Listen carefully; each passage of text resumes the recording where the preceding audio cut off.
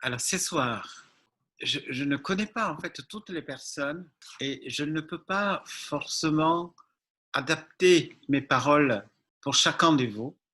Écoutez mes paroles comme un enfant curieux qui entend l'histoire de Jésus pour la première fois, qui n'a rien en arrière-plan, qui veut juste suivre les paroles, tout ce que nous pouvons lire dans les évangiles, je précise, et laisser entrer cet homme dans notre cœur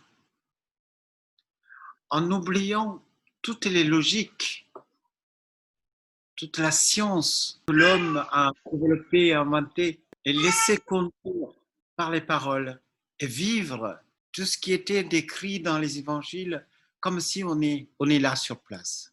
Vivre avec Jésus, avec le peuple de l'époque et ressentir, sans poser des questions, si les lépreux sont guéris, oui, les lépreux sont guéris. Et si Jésus a marché sur l'eau sans poser des questions, oui, il a marché sur l'eau.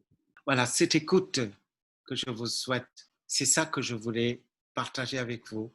À quelle façon que ça peut nous guider vers la vie éternelle. Celui qui sait qu'on est mortel, le plus grand souhait, c'est de sortir de la peur de la mort. Celui qui comprend que nous sommes dans cet espace-temps pendant un petit moment. Le soif, c'est un nom qui peut enlever pour toujours la soif. Celui qui boit de ma parole, celui qui boit de ma bouche, qui ne touchera pas à la mort. C'est celui-là que je voulais présenter. À quelle façon? En écoutant avec une très grande innocence, sans regarder si c'est ésotérique ou exotérique, sans regarder si c'est historique ou pas. Voilà, c'est ça mon invitation aujourd'hui pour partager avec sincérité, sans entrer dans toutes sortes de magie et le fantasme. À quelle façon je me sentis guéri par la parole que je trouvais dans les évangiles. Et ce soir, c'est pas comme un sermon sur la montagne, c'est pas comme vous avez l'habitude d'écouter pour la messe de dimanche. Je voulais que ça soit une conversation avec vous et moi. D'abord, je voudrais vous raconter à quel moment que j'ai rencontré pour la première fois l'histoire de Jésus. Je ne sais pas si vous pouvez imaginer l'Inde il y a 45 ans, surtout des hôpitaux, surtout les hôpitaux gouvernementaux, c'est des mouroirs. Il y a encore comme ça. Moi, je me retrouvais dans le couloir, par terre, couché parmi des individus accidentés. J'avais un problème osseux, donc c'était exactement c'est l'endroit où tous les accidentés arrivaient. Je voyais tous les jours les, les cassés. C'est incroyable. Je veux pas vous le décrire. Un enfant de 13 ans, avoir un lit, c'était un privilège à l'époque. On était tellement nombreux. Et le docteur prenait la place de Dieu. 2 fois par jour, les docteurs venaient dans notre, on appelle ward, cette partie de cet hôpital. On attendait, tout le monde attendait, souvent avec les mains jointes. C'était des dieux qui passaient. Et tout le monde attendait avec impatience le sauveur. Je rêvais un médicament fabuleux. Un enfant peut rêver, peut guérir toutes les malades. Quelque chose, un miracle. Et là, un jour, j'ai vu un jeune homme qui arrivait, donc jeune homme, ça veut dire peut-être il avait 25 ans. Suite à un accident de tuk-tuk, et il était couché à côté de moi Et puis, je remarquais de temps en temps, il lisait un livre. Et à l'époque, moi, je n'avais rien à lire. Parce que tout ce que je trouvais, je lisais tout de suite. Et je lui dis, est-ce que vous pouvez me prêter ce bouquin? Il m'a dit oui, mais tu sais ce que c'est? Mais je dis non, je ne sais pas ce que c'est. Il me dit, est-ce que tu sais la Bhagavad Gita? Je dis non, on ne connaît pas la Bhagavad Gita. Le Ramayana, non. En fait, les hindous ne reçoivent absolument aucune étude de la religion. On n'enseigne pas. Chez les hindous, c'est on doit chercher. Si on ne cherche pas, on n'enseigne pas. Spontanément, il n'y a pas d'enseignement de religion. Et les hindous croient qu'on doit attendre et qu'on doit ressentir le besoin seulement à ce moment-là. On doit chercher le maître, chercher un enseignement. Et donc, moi, je ne savais pas tout ça.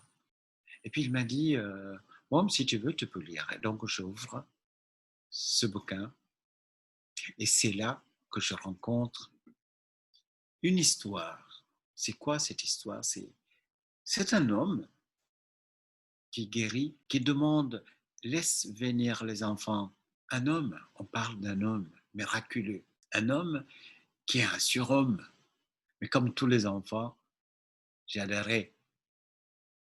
J'ai adoré cet homme. C'est comme on aime bien tous les personnages comme Tarzan ou tout autre personnage des enfants, des personnages dans des histoires.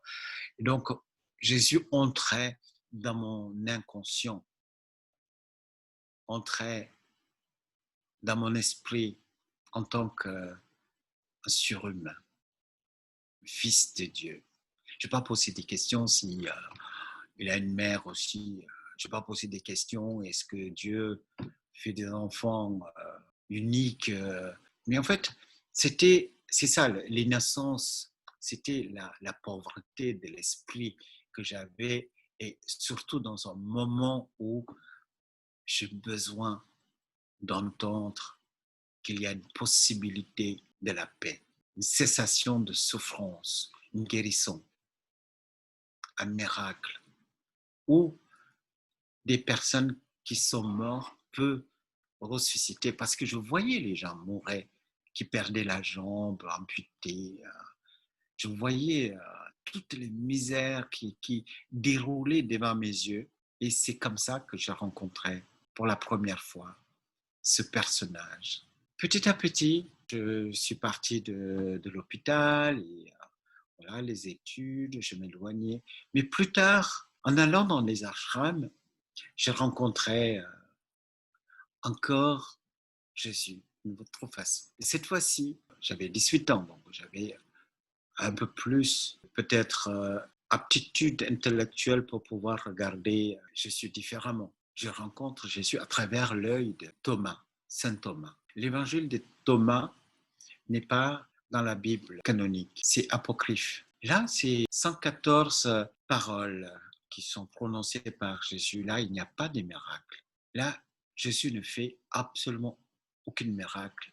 Il fait tout simplement un enseignement qui est mystérieux. On commence la lecture de Thomas en disant, c'est lui qui comprend le message caché de ces paroles, ne goûtera pas la mort. Je me dis, il y a un double sens. J'ai investi vraiment beaucoup de temps à méditer, à plonger sur chaque détail, sur tout ce que je trouvais, le 114 légions. J'ai trouvé une immense source d'inspiration. Et j'ai compris en fait comment les paroles peuvent transformer un individu. À ce moment-là, je ne savais pas la Savitaka Samadhi, je ne connaissais pas Savitara Samadhi, les différentes formes de Samadhi, les différents états de conscience qu'on peut provoquer par la pensée.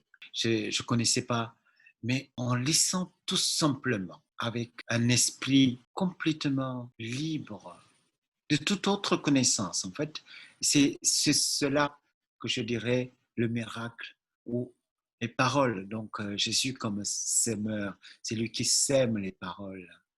C'est lui, il dit le royaume des cieux, c'est comme le semeur, donc certaines graines qui tombent dans, dans les brousses et que quand ça pousse, les épines qui les écrasent, qui s'étouffent, certaines qui tombent dans les rochers, que les oiseaux les mangent.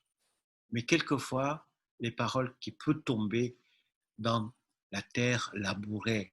C'est intéressant pour le moderne de comprendre que pour saisir le message spirituel, véritablement spirituel de Jésus, nous avons mettre de côté tout notre intellect et entrer dans un ressenti.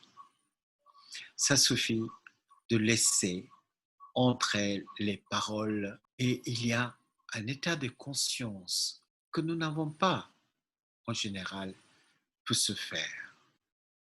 Notre chitta-vritti, notre activité intérieure, notre agitation intérieure peut être entièrement remplacée par les phrases qui sont attribuées à Jésus, peut provoquer une ressemblance de Purusha, une ressemblance de notre nature véritable dans notre pensée, dans notre mental, dans notre manas. Notre intérieur, notre manas, buddhi et notre ego, notre ahankara, va ressembler par l'impact de la parole, le purusha. C'est-à-dire à travers la pensée, autour de toutes les paroles prononcées par Jésus, nous pouvons saisir le purusha dans notre psychisme. C'est-à-dire ce que je suis en train de vous dire, c'est ce que j'ai vécu. Au-delà du folklore, je ne suis pas en train de dire Jésus m'a parlé ou je rencontrais Dieu à travers. C'est pas ça. La paix est possible de ressentir. Donc c'est la promesse même de Jésus. C'est venez à moi, je vous soulage. C'est un appel pour ceux qui souffrent, ceux qui sont pauvres, qui sont niés de la justice. C'est un chemin facile pour accéder à la paix et la sérénité à travers les paroles. Donc je coupe en fait la parole et je le prends et je le sépare de la partie historique et tout ce qui se trouve dans l'Ancien Testament et Nouveau Testament au commencement, donc la Genèse jusqu'au Apocalypse. Donc, à travers, entre ces deux parties, le début et la fin, je voudrais que vous preniez juste uniquement les paroles prononcées dans les évangiles qu'on trouve de Jésus. Dans les évangiles, et chaque évangile nous propose des différents personnages, différents portraits. Ça, j'ai découvert plus tard la différence entre les représentations de Jésus chez Thomas, chez Jean, chez Luc, chez Matthieu, ainsi. Chaque écrivain en proposait des portraits différents. Donc là, j'ai découvert, en fait, euh, innombrable Jésus. Jésus selon chaque écrivain. Et je me dis, dans ce cas, pourquoi pas Jésus selon moi-même? Et je trouvais mon Jésus. Alors, c'est ça que je voulais vous parler aujourd'hui. Mon Jésus, c'est Purusha. Mais la Purusha éternelle, qui ne dit rien, qui ne parle pas, qui ne fait rien, qui est uniquement lumière pure de la conscience. Et après, mais comment on peut dire que quelque chose qui est simplement lumière peut parler et vivre parmi nous? Et c'est là que la parole devient chair. La parole vit avec nous. C'est-à-dire, nous pouvons trouver deux aspects. Un aspect transcendant, le Dieu, le Purusha, la source de toute chose, et l'endroit où on va finalement retourner c'est le cœur de chaque chose, chaque être. Là, il y a le silence, là, il y a la félicité, là, il y a la paix éternelle. Jésus, il dit, si tu m'as connu, tu as connu le Père. Donc, pour un enfant, quand on entend, eh bien, on a un autre Père. C'est-à-dire, nous, depuis notre naissance, on appelle quelqu'un mon père, ma mère, tout ça. Et puis là, il y a renaissance. Jésus, il dit, il faut être né de nouveau. Et, et cet appel de renaissance est souvent oublié. Je voulais rappeler, nous pouvons renaître à travers la parole. Cette renaissance de chacun de nous que je souhaite pour pouvoir sortir de toutes les difficultés que l'homme a créées. Et chaque fois quand je relis encore et encore, quand j'entends cette parole, il faut être né de nouveau. Cette renaissance peut nous conduire vers une autre façon de posséder notre corps et vivre la présence du sacré dans chaque souffle. Quand il me dit, je suis la vie, et je retrouve la présence de Jésus dans chacun de mes souffles. En fait, ce n'est pas du tout un Jésus qu'on trouve dans l'histoire, qui souffre, qui pleure, qui meurt, qui est rené. Mais je voudrais vous parler d'un Jésus qui est proche, qui est la vie, qui est le chemin, qui est la vérité. Je voudrais qu'on arrive à saisir le message véritable spirituel dans cette histoire. Il faut pouvoir distiller de, de toute l'histoire de l'Église, du christianisme. Il faut pouvoir chercher dans la parole le reflet de Purusha, le reflet de l'être, pour pouvoir sortir de toutes sortes de divisions. Que je ne vais pas ici, mon intention, ce n'est pas parler de tous les mal qui sont arrivés dans l'histoire de l'humanité à travers les religions. Je voudrais pointer notre regard sur le vrai message où on peut inspirer, où on peut ressentir cette proximité du sacré à travers chaque respiration, où je trouve Dieu ou Jésus et rien d'autre que la vie qui anime notre corps, qui est si proche.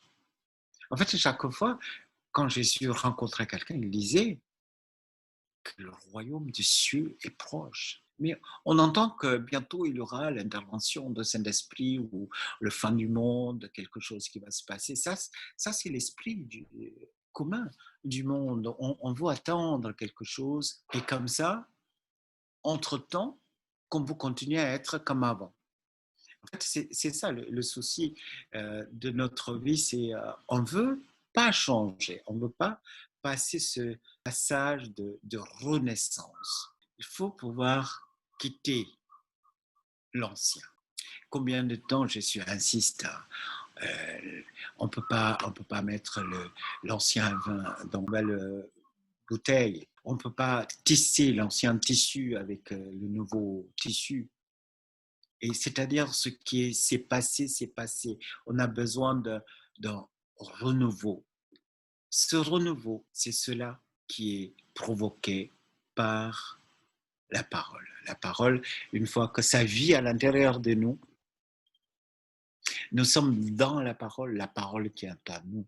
Jésus il dit, quand mes paroles sont en vous, vous êtes en moi, je suis en vous. À travers l'œil de quelqu'un qui a étudié le yoga, on trouve l'incroyable possibilité de ressentir le sacré en laissant pénétrer les paroles tout ce qui est marqué en fait dans les évangiles, si on laisse sans poser des questions, à recycler à l'intérieur de nous encore et encore et encore, ça produit un état extatique de Purusha.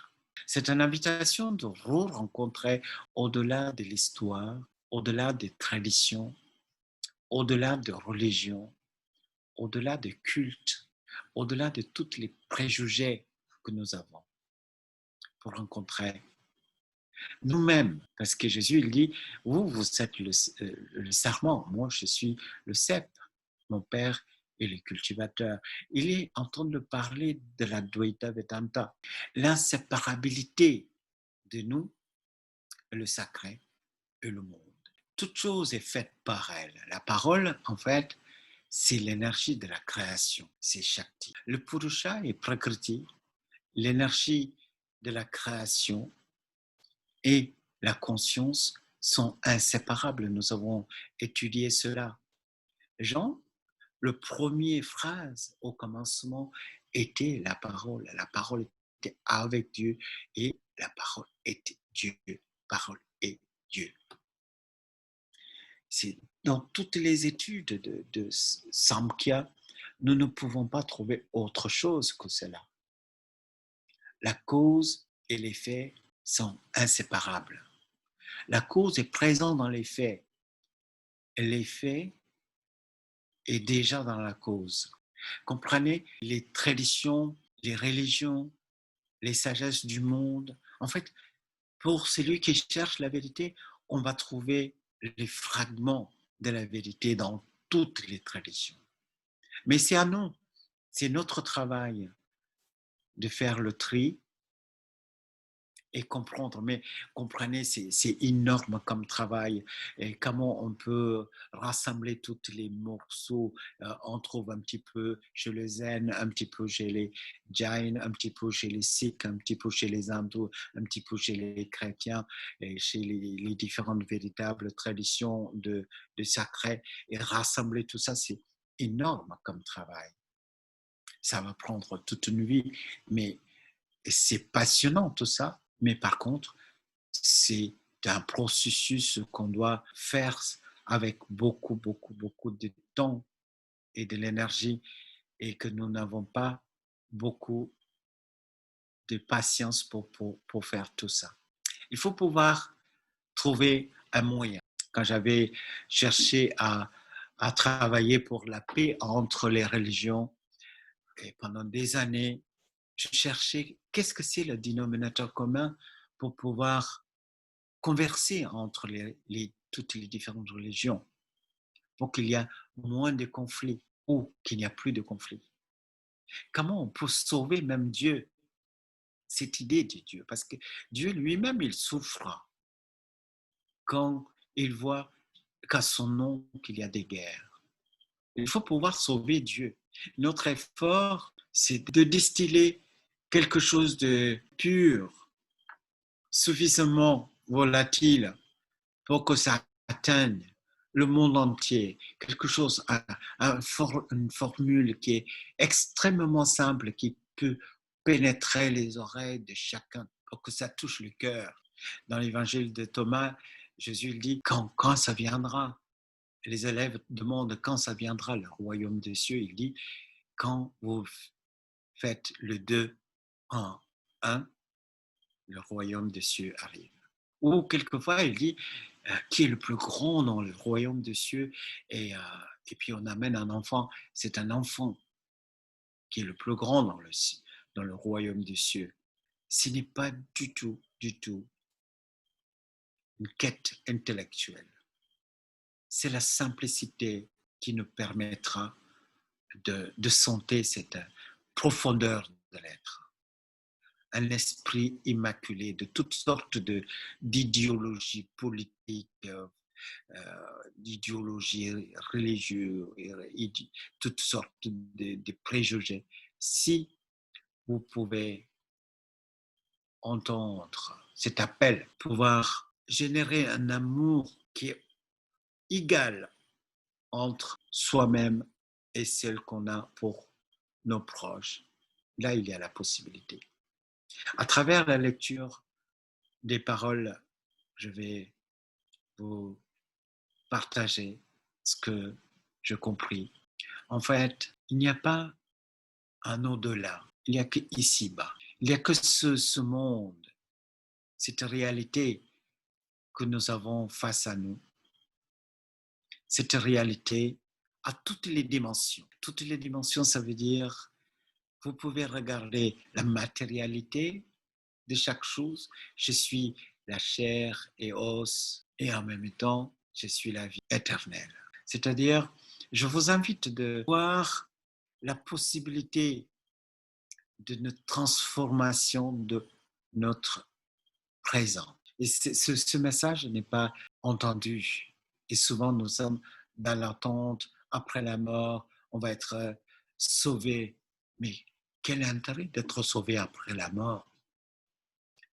Nous voulons être sauvés tout de suite. S'il y a quelque chose de bon, s'il y a une possibilité, un paradis quelconque, nous avons besoin de ça maintenant. Parce que le demain, ça n'existe pas. On ne peut pas remettre à demain le bonheur.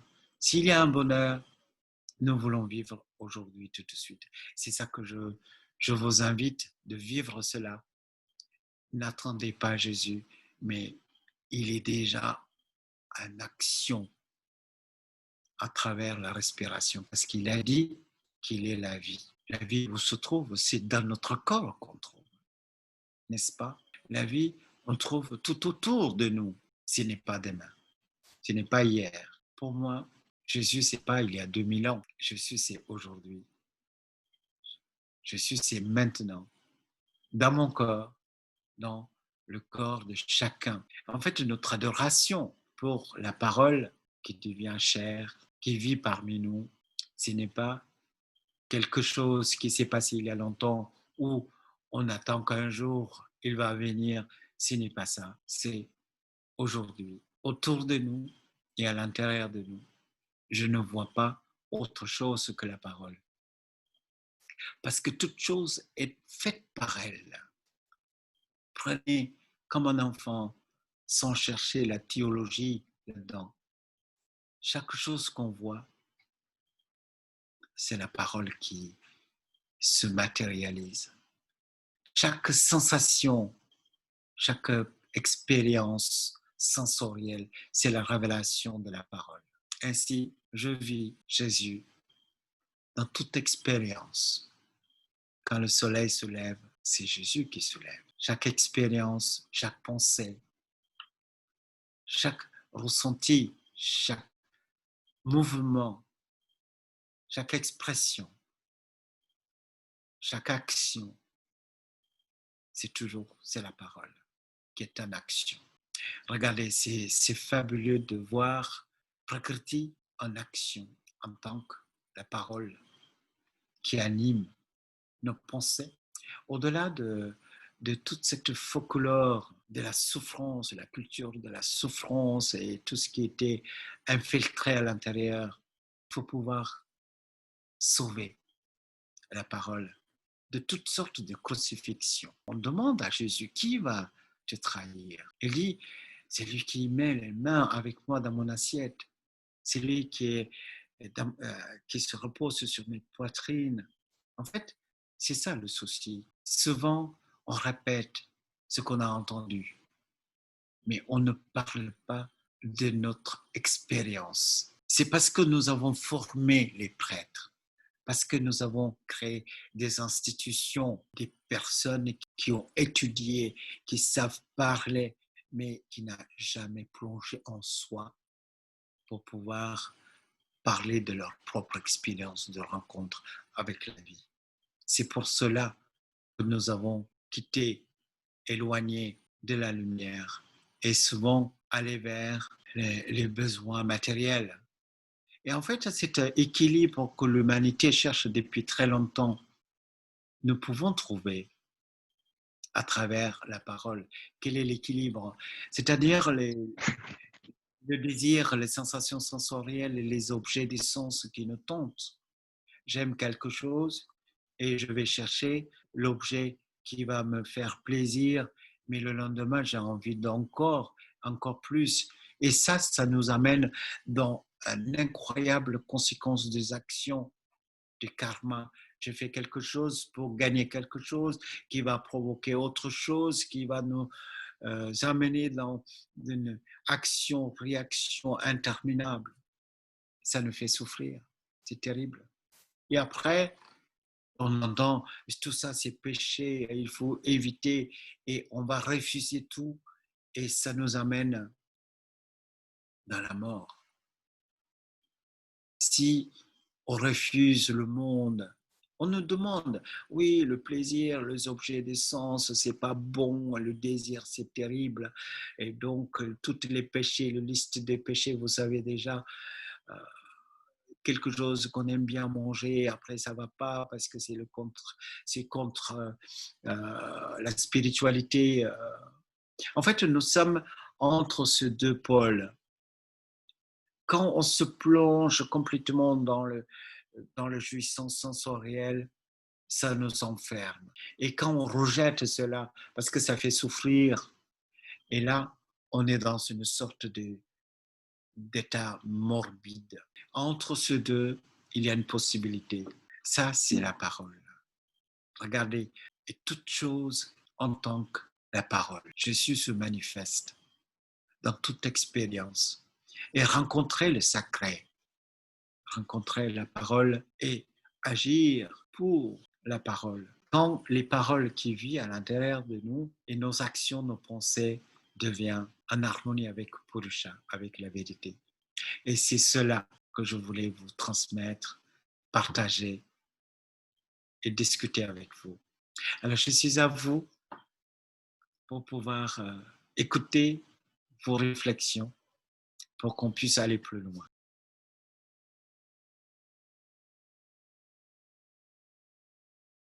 Le un et le multiple en même temps, c'est possible. Si vous prélevez une cellule de mon corps, si on donne assez des nourritures, des hormones, la facilité, ces cellules, ça peut devenir moi, clonage. En fait, à l'intérieur de mon corps, il y a des milliards de Sarvatma.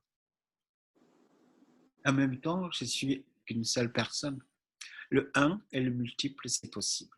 La nature le promet, qui permet. La nature est capable d'avoir cette possibilité qui n'est pas logique, bien sûr. Le un est en même temps multiple. Ça, c'est quelqu'un qui regarde la Terre euh, de loin, à partir de la Lune. On voit la Terre tout entière, on ne voit pas les différents pays. Mais quand on vit sur la Terre, il y a des frontières. Ça concerne. En fait, la dualité est nécessaire en fonction du contexte. Quand je veux ouvrir un compte en banque, j'ai besoin de dualité. Sinon, mon argent qui va partir dans le compte du voisin. Oui, et chacun a ses expériences. Bien sûr, l'océan, il n'y a qu'un seul océan, mais chaque vague a des différentes phases des expériences. Donc, à la fois, nous sommes le deux. L'approche de Sankhya, c'est de pouvoir provoquer une introspection. C'est-à-dire, voilà, comme vous, comme moi, je suis ici avec mon corps, avec mes cinq sens, avec mes psychismes, avec mes facultés intérieures. Alors, quand je regarde à travers les yeux vers l'extérieur, ce monde, c'est immense, infini, et là, je souffre. Là, je me perds. Mais quand je tourne le regard vers l'intérieur, le plus que j'avance vers moi, j'allais vers une unité. Les deux yeux sont vus par un seul œil intérieur. C'est-à-dire, chaque pas que je fais vers moi, c'est comme un entonnoir, ça va vers un seul principe qui est Purusha. C'est une possibilité, une fois que je vois clairement et je comprends qu'en fait, c'est vrai pour tout le monde. Et donc, il y a la possibilité d'aimer l'autre comme soi-même. En fait, c'est une expérience à travers la parole, on peut trouver le clé, en fait. Donc, c'est toutes les paroles de Jésus qu'on trouve dans les évangiles, on comprend dans la lumière de l'étude de Saint. C'est pour ça que, comme j'ai un public qui est familier avec le yoga et le Samkhya, c'est pour ça que j'ai utilisé le terme Purusha. Purusha, ça veut dire tout simplement la conscience. Et les évangiles répètent, mais le mot utilisé, c'est esprit, c'est la conscience. Et les terminologies sont différentes, mais par contre, on parle de la même chose.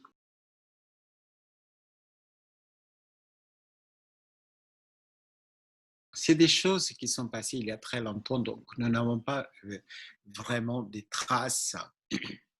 Encore, je ne cherche pas l'historicité de chaque chose, parce que l'existence de Jésus lui-même, c'est pas facile. On ne peut pas dire que Jésus est historique. L'esprit juif a toujours créé des personnages, des prophètes.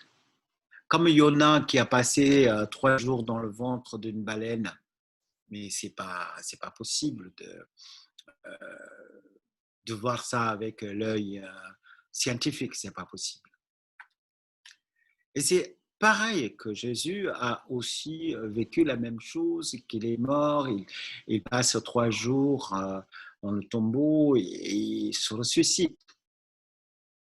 Et lui-même, il dit, détruis ce temple, je me relèverai en 3 jours. Donc, c'est 3 jours. Donc, il y a à la fois quelque chose qui est euh, historique et quelque chose qui est euh, mythologique ou astronomique, parce que le mouvement du soleil, les solstices, tout ça, ça a inspiré toutes les traditions de rêver, imaginer, créer des histoires comme ça.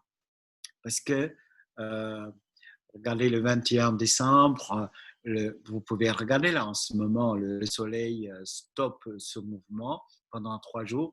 Et après le 24, on voit que le jour devient de plus en plus long. Ce mouvement, les anciens ont trouvé, ils l'ont découvert, et dans toutes les cultures, ils ont créé des histoires. Donc, après, en arrière-plan, il y a tout ce mouvement cosmique. Et après, on inspire des histoires et après, ça devient des religions. Et après la mort de Jésus, donc l'histoire dit qu'il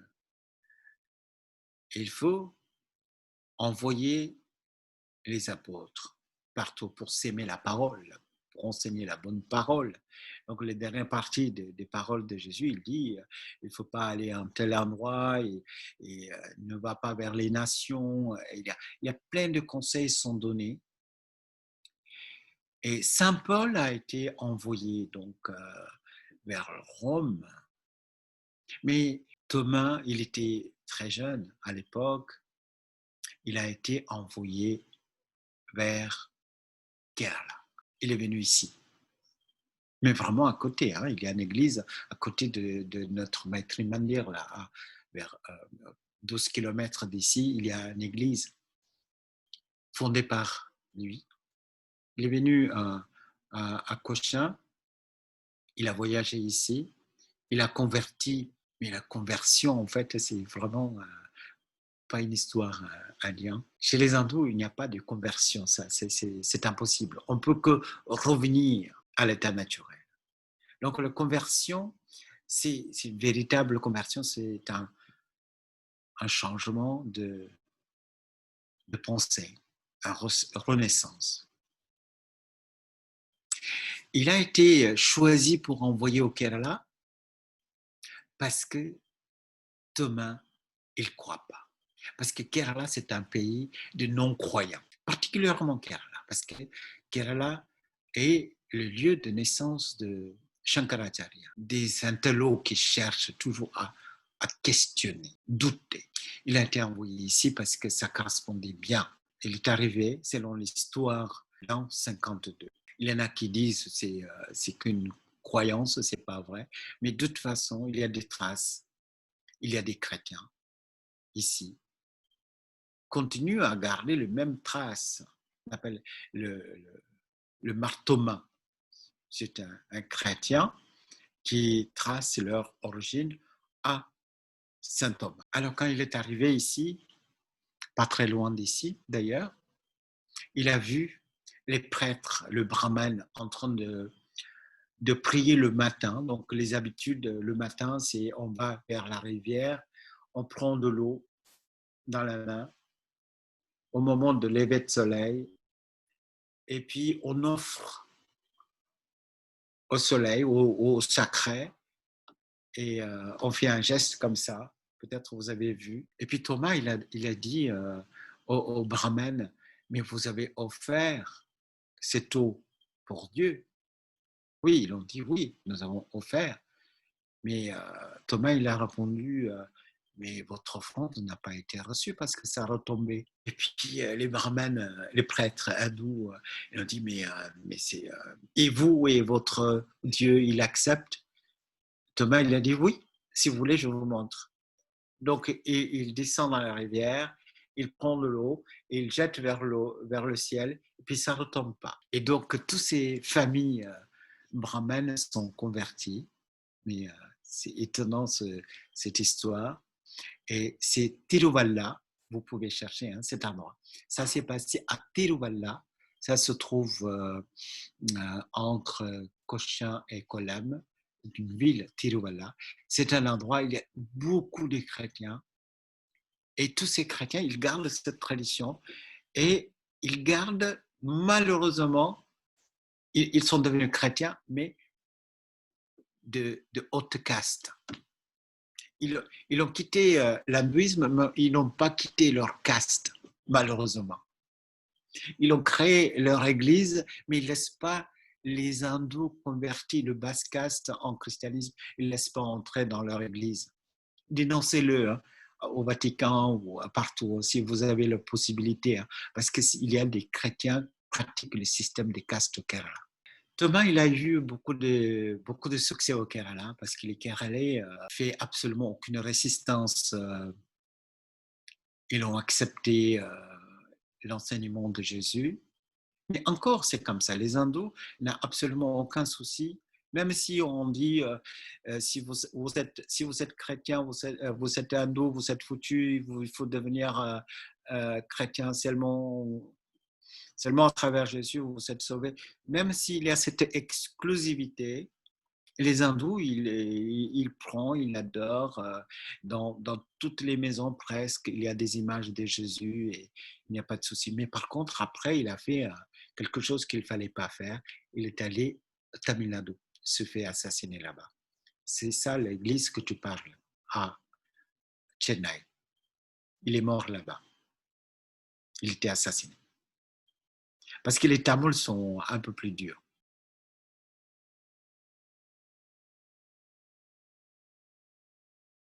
Alors, merci pour cette question. Ça me permet en fait d'aller vers un peu plus, vers un pas de plus vers la parole. Le mot parole est la traduction de logos. Et Jean, quand il a écrit l'évangile, il a écrit pour les Grecs.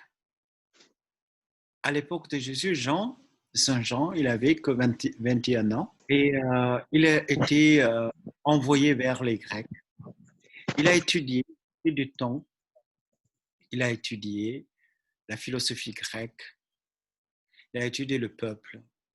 Il voulait parler avec des gens comme ça pour qu'ils comprennent. Donc, il a utilisé ce terme. Et en fait, pour le théologien moderne, ça pose énormément de soucis parce que chaque évangile ne se correspond pas avec les uns les autres. Parce que ça a été adressé pour différents peuples et des différentes cultures, des différentes maturités. Par exemple, Thomas écrit l'évangile de Thomas uniquement avec des légions de l'enseignement très codé, très profond. Il n'y a pas une description de Jésus qui marchait sur l'eau ou il a ressuscité les morts. Tout ça, c'est parce que ça ne marche pas avec les Kerlés. Si on dit, OK, on a ressuscité quelqu'un qui est mort, les Kerlés, il va dire, mais ça va pas, c'est la mort, c'est bien. Imagine si les gens ne meurent pas, c'est problématique. C'est contre nature. Comprenez? Donc, chaque peuple a des différentes maturités. Donc, pour le grec, logos, c'est la science. Biologie, zoologie. Logie, ça veut dire connaissance. Mais quelle connaissance? Il y a deux formes de connaissance. Connaissance de ce monde, la connaissance de au-delà, connaissance de soi. La connaissance qui nous amène vers l'être. Donc ici, la parole, ça veut dire la parole qui nous guide vers la connaissance de soi. Équivalent, c'est Saraswati dans notre tradition, Vidya. Ceux qui m'ont écouté Vidya et Avidya, nous avons eu des différents chapitres dans la Bhagavad Gita. Il y a un chapitre qui distingue Jnana, Vijnana, les deux différentes formes de connaissances. En réalité, quand on va à l'école, on étudie physique, mathématiques, géographie, etc. Ça, c'est la connaissance qui nous permet de vivre temporairement. Mais pour vivre éternellement, nous aurons besoin d'une autre connaissance. Cette autre connaissance, malheureusement, au nom de la laïcité, parce qu'on ne comprend pas, on a refusé à nos enfants. Et ça crée un monde matérialiste, un monde qui regarde le monde comme des matières et non pas comme la présence de sacré. Donc la parole, ici, c'est toutes les chittavriti, toutes les activités intérieures qui nous permettent de ressentir notre véritable nature. C'est ça la parole. Donc ça suffit de laisser entendre, laisser vibrer, simplement suivre comme un enfant, comme je vous avais dit. Laisser les évangiles, les paroles de Jésus faire des impacts à l'intérieur de nous. Et là, c'est une petite idée, comme une graine de moutarde. Quand ça tombe dans la terre labourée et ça devient un immense arbre, que les oiseaux du ciel qui peut être abrités. C'est-à-dire une idée de rien du tout. En fait, c'est très simple. Quelque chose de très simple. On me raconte une naissance improbable, un vierge qui fait un bébé. Mais c'est fabuleux ça. C'est pas normal, une conception immaculée. Là, aussitôt, on a quitté le naturel, on va vers le surnaturel.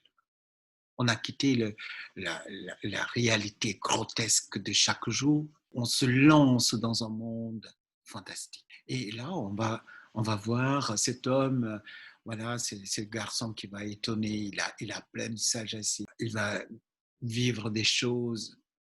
Il ne cherchait pas ce qu'il a fait entre 12 ans et 30 ans, il ne cherchait pas tout ça. Donc ça, c'est le travail des chercheurs. Donc nous, on veut tout simplement écouter comme un enfant. Et là, il fait des miracles, il fait des choses incroyables. Et en même temps, il parle des paroles de sagesse. Il parle comment aimer. Il nous éclaire notre vie, comment se comporter, comment prier. Il ne dit pas d'aller dans une église pour prier, il dit aller dans un coin, dans le grenier, là où il n'y a personne, dans la solitude, parce que parler avec ton Dieu qui est seul dans la solitude, rester dans la solitude et parler. En fait, on nous a trahis, on nous a amenés dans l'église où il y a beaucoup de monde. En fait, l'enseignement véritable, c'est démarche personnelle, d'aller à un endroit tranquille et méditer et communiquer avec l'être. On nous a amenés dans des trucs pas possibles, mais c'est un peu dommage, mais ça, c'est à nous de corriger. C'est la raison aussi pourquoi les, les églises se sont devenues profanes. Et puis, on voit qu'il est mort. Bon, vous connaissez l'histoire, comment il était mis à mort, tout ça. Et puis, il survit. Mais bien sûr, il a ressuscité les gens qui sont morts. Donc, c'est rien du tout. C'est pas un problème pour lui de mourir et renaître. C'est-à-dire, à travers cette histoire, on transcende la mort. Il y a une relation transpersonnelle avec Jésus. C'est lui qui laisse les paroles de Jésus et il devient Jésus. Il devient un fils de Dieu. Il devient, c'est lui qui amène la paix dans le monde. Il devient la lumière du monde. En fait, c'est ça. Et cette transformation en individu peut être la source de lumière. Il reconnaît que la présence du sacré, c'est en lui. Dans chaque atome, chaque cellule, chacun de ses gestes, ses paroles, ses pensées reflète le sacré. C'est ça la parole. La parole peut transformer un individu parce qu'il peut voir au-delà de l'apparence. Et qu'est-ce que c'est cet au-delà de l'apparence? Bien sûr, une table, c'est une table, mais en réalité, c'est la parole qui se manifester en tant qu'une table. Donc, on va aller au-delà de la réalité qu'on nous a appris. On peut amener une autre profondeur, une autre dimension dans chaque expérience qu'on vit. Et là, je vois, Jésus était tantrika. Le tantra, où on veut vivre le sacré dans chaque expérience, je trouve cette dimension, même à l'intérieur de chaque parole.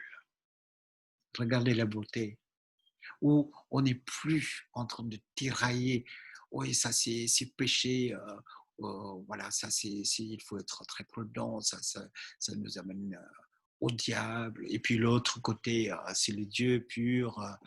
Mais en fait, quand on imagine quelqu'un qui est très, très, très pur, mais on voit souvent le contraire. On est surpris par cela. Et en même temps, on trouve le contraire des gens qui sont très simples, pas consacrés au divin. Moi j'ai toujours trouvé une grande spiritualité chez les gens très simples. Donc on peut pouvoir se stabiliser entre ces deux extrêmes à travers l'histoire, où on peut sortir de toutes sortes de névroses à travers les paroles qui est aimant. Jésus ne demande pas de tuer quelqu'un. Jésus demande aimer. Il donne la vie à l'autre. Regardez, c'est la beauté. Ça, c'est la vraie religion. La vraie religion n'incite jamais à détruire. C'est ça la parole. La parole, ça construit, ça crée, ça préserve, ça soigne, ça guérit.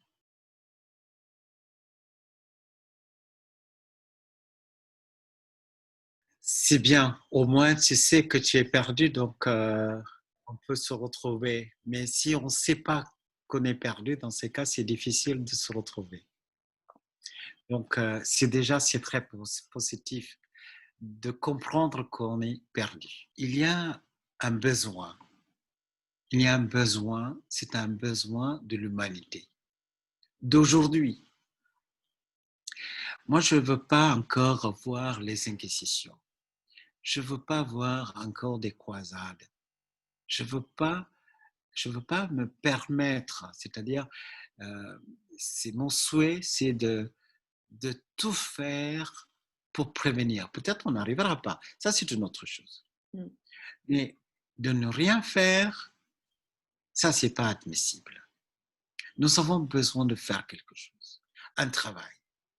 Je vous invite pour ce travail, de pouvoir façonner, distiller, retrouver un dénominateur commun qui passe à travers dans toutes les vraies traditions. Je ne peux pas dire les écrivains, donc les évangiles sont écrits par des écrivains, hein, et c'est eux qui ont créé l'image de Jésus. Donc à travers des écrivains, il y a beaucoup d'écrivains, les Védas, les Upanishads, Et la Bhagavad Gita, le Ramayana, le Mahabharata et le Tao Te Ching et toutes les écritures du monde donnent des fragments de clarté. C'est que des fragments. Il faut pouvoir distiller. On a besoin de clés. On a besoin des outils pour pouvoir aller chercher. Ça, c'est bon. Ça, c'est pas bon. Je dis, c'est notre travail, notre responsabilité pour qu'il y ait la paix.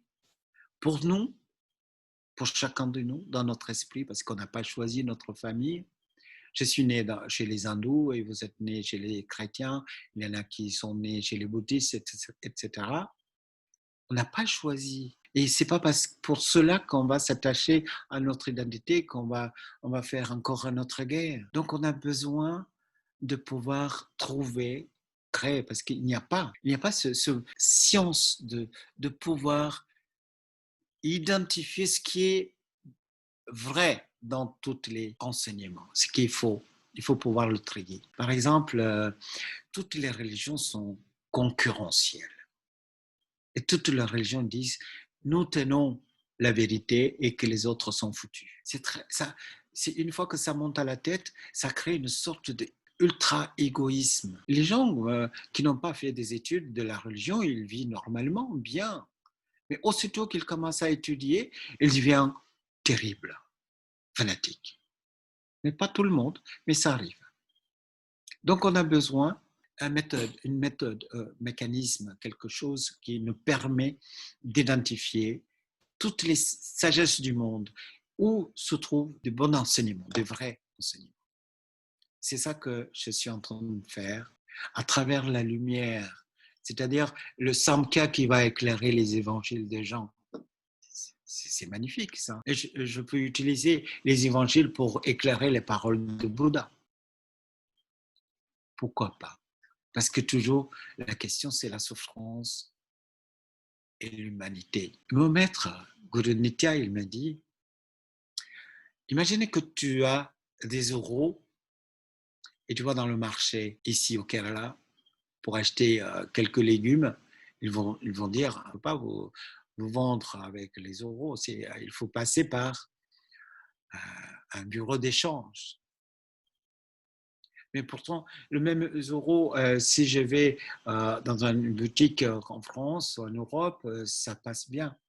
C'est-à-dire, à l'intérieur de chaque religion et tous les concepts, ça marche très bien. Chaque chrétien peut dire, je suis bien à l'intérieur, je trouve ma spiritualité dedans, c'est parfait. Chez les hindous, chez les bouddhistes, si vous parlez avec chacun, ils vont dire, ma religion, c'est super. Mais le souci, ça commence quand on cherche à amener une idée à l'intérieur de l'hindouisme dans une autre religion ou une idée du concept de christianisme dans un autre, et ça, c'est compliqué. Donc, comme le monde devient de plus en plus un, les frontières disparaissent, qu'on voyage beaucoup, et puis il y a des confrontations. C'est inévitable, ce choc des cultures. On va vivre ça, on va vers ça. Je sais ce qui nous attend. Donc, nous avons besoin d'être équipés par des outils pour pouvoir trier ce qui est faux, ce qui est vrai. Oui, je trouve des belles choses dans les évangiles. Je trouve des belles choses dans l'enseignement du Bouddha, dans les Védas, dans les Upanishads. Mais si après, j'utilise, pourquoi pas imaginer une sorte de trans-religiosité? C'est ça que je vous propose. Oui, les religions sont que des monuments de passé. On peut visiter, mais on ne peut pas vivre dedans. On peut aller en Égypte, visiter les pyramides, mais on ne va pas vivre là. On peut aller à Delphes ou en grec, dans des différents temples, mais il y a beaucoup de vestiges d'histoire. En France, j'ai visité l'Oppidum, les Romains. C'est des cubicles. C'est vraiment, on peut juste allonger dans des pièces, mais on ne peut pas vivre là.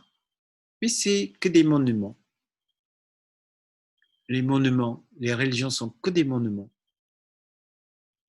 On peut visiter, mais pour vivre, on a beaucoup besoin d'autres espaces. On a besoin de la liberté. Cette liberté, on peut trouver à travers une compréhension nouvelle. C'est-à-dire, si vous prenez l'histoire de Jésus, oui, il est mort pour moi, et puis vivre le reste du temps de notre vie dans la culpabilité, c'est dommage. On va gâcher notre vie. On a besoin d'une compréhension nouvelle.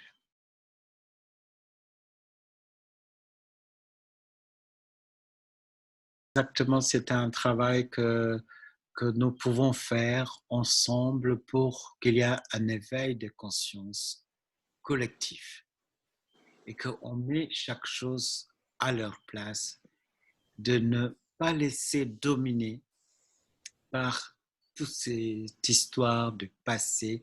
Nous ne pouvons pas répéter encore et encore les mêmes erreurs. Quand j'étudie l'histoire de l'humanité, je vois les choses se répètent. Chaque fois qu'on ne prend pas conscience, qu'on n'apprend pas des événements que nous avons vécus, on va répéter. On est condamné de répéter. Donc, c'est une invitation de pouvoir faire une relecture de nos textes sacrés, de toutes les traditions. C'est vrai que c'est volumineux et qu'on ne peut pas consacrer toute une vie pour simplement des parallèles entre les religions, mais quand même, on peut avoir un regard général pour que l'homme moderne intègre la connaissance de soi et la connaissance du monde. Et qu'on sort de toutes les erreurs. Quelqu'un qui vit le rencontre avec l'être, et il peut venir vers le monde en disant qu'il y a quelque chose de fantastique qui s'est passé, un ange qui est descendu, et puis bien sûr, il va utiliser les terminologies de sa propre culture, et ils ne sont pas au courant de tout ce qui se passe ailleurs, c'est ça qui s'est passé. Et les Indiens, leur monde s'arrêtait au pied d'Himalaya. Jésus n'avait pas l'occasion de rencontrer Bouddha. Si Bouddha rencontrait Lao Tzu et si Mohammed a rencontré Yajnavalkya ou Shankaracharya, peut-être le monde aurait pu être différent, mais ça, c'est pas possible. La Terre est trop grande, mais en ce moment, avec toutes les facilités de communication et de rencontres, nous pouvons certainement facilement aller vers une uniformisation, une sorte de clarté sur et tout ce qui s'est passé. C'est possible, une sorte de, de véritable spiritualité où la connaissance de soi-même et le monde peut être complémentaire, sans exagération. Mais en fait, quelqu'un qui est prêt à mourir pour Dieu ou tuer au nom de Dieu, c'est enfantin, c'est néfaste, c'est immature. On peut prévenir si on expliquait à tous nos enfants avec un langage qui est moderne. On peut sortir de toutes les catastrophes qui se préparent. En tout cas, merci beaucoup pour cette écoute. Et il est tard et je vous souhaite une bonne fête de fin d'année. Et je sais tout ce qui se passe dans le monde et je suis avec vous. C'est-à-dire, cette fois-ci, je ne sais pas si on nous parle de deuxième vague ou troisième vague, je ne sais pas. En tout cas, Moi, je vous souhaite plein de bonheur, plein de joie. Ne laissez pas influencer par tout ce qu'ils disent là, la radio, la télévision. Vivez heureux jusqu'au dernier instant de la vie. Merci beaucoup et à très vite. On va se retrouver le 29 encore pour la connexion avec soi.